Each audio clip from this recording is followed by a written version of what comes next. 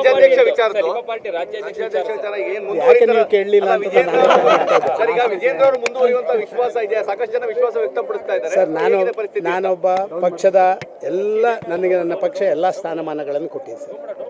ಇವತ್ತು ನಾನು ಕಳೆದ ಬಾರಿಯ ಚುನಾವಣಾ ಕಣದಿಂದ ದೂರ ಉಳಿತೇನೆ ಅಂತ ಹೇಳುವಂಥದ್ದನ್ನು ಹೇಳಿದ್ದು ನಿಮಗೆಲ್ಲ ಗೊತ್ತಿದೆ, ಮಾಧ್ಯಮದಲ್ಲಿ ಬಂದಿದೆ. ಆದರೆ ನನ್ನ ಪಕ್ಷಕ್ಕೆ ಈ ಪರಿಸ್ಥಿತಿ ಬರಬಾರ್ದಿತ್ತು ಅಂತ ಹೇಳುವಂಥ ನೋವು ನನಗಿದೆ.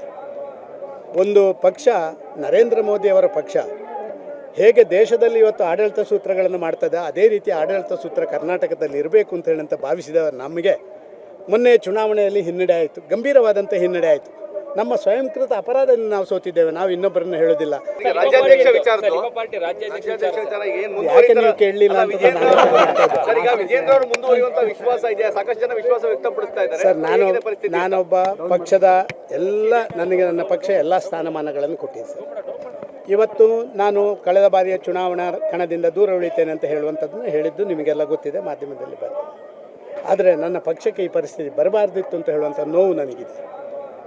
ಒಂದು ಪಕ್ಷ, ನರೇಂದ್ರ ಮೋದಿಯವರ ಪಕ್ಷ ಹೇಗೆ ದೇಶದಲ್ಲಿ ಇವತ್ತು ಆಡಳಿತ ಸೂತ್ರಗಳನ್ನು ಮಾಡ್ತದೆ, ಅದೇ ರೀತಿ ಆಡಳಿತ ಸೂತ್ರ ಕರ್ನಾಟಕದಲ್ಲಿ ಇರಬೇಕು ಅಂತ ಹೇಳಂತ ಭಾವಿಸಿದ ನಮಗೆ ಮೊನ್ನೆ ಚುನಾವಣೆಯಲ್ಲಿ ಹಿನ್ನಡೆ ಆಯಿತು, ಗಂಭೀರವಾದಂಥ ಹಿನ್ನಡೆ ಆಯಿತು. ನಮ್ಮ ಸ್ವಯಂಕೃತ ಅಪರಾಧದಿಂದ ನಾವು ಸೋತಿದ್ದೇವೆ, ನಾವು ಇನ್ನೊಬ್ಬರನ್ನು ಹೇಳೋದಿಲ್ಲ.